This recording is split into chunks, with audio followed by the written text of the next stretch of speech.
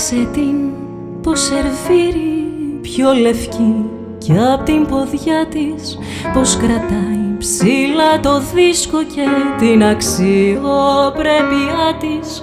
Ροδανθός μες στα ρεμάλια και θεά μες στους θνητούς η παγίδα για να γίνεις πάλι χάλια. Που ήδη νιώθεις σαν τον Γκάγνεϊ μπροστά στη Ρίτα Χέιγορθ μες στη τζίκνα μιας υπόγειας ζωής.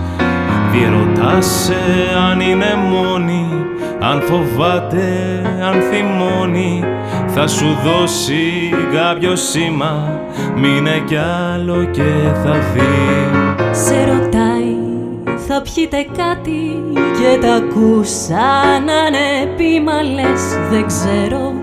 Ό,τι να είναι, όπως να είναι, θα είναι κρίμα να στην πάρει κάποιος άλλος, ενώ εσύ πρώτος αισθάνθηκες του βυθού της τα κοράλια. Μα ίσως πάλι όλα αυτά να είναι κόλπο για να γίνεις πάλι χάλια.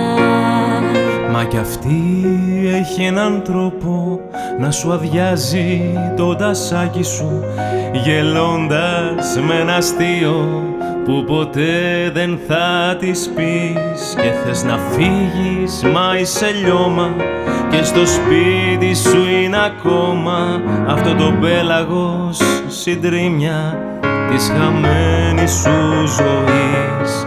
Ένα πέλαγος, μπουκάλια και βιβλία και καπνούς κι όλα όσα θες να γίνεις πάλι χάλια.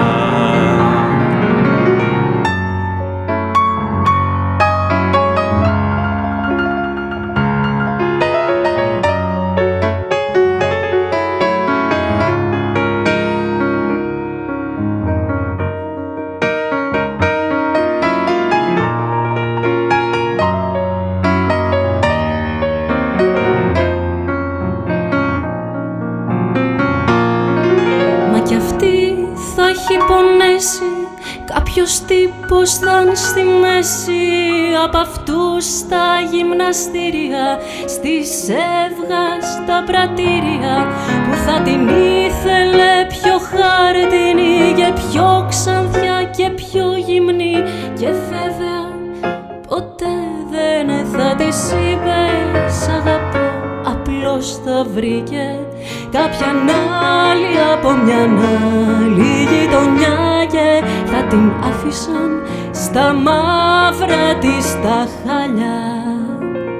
Απόψε φεύγει κάποιο τρένο για έναν τόπο ωραίο και ξένο, αλλά εσύ πρώτη φορά νιώθεις πως όλα εδώ συμβαίνουν.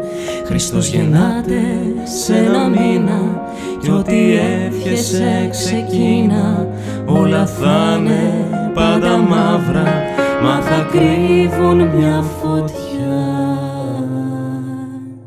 Κι αύριο εδώ θα είσαι πάλι, μα επιτέλους θα της πεις ό,τι θες μόνο για εκείνη να σε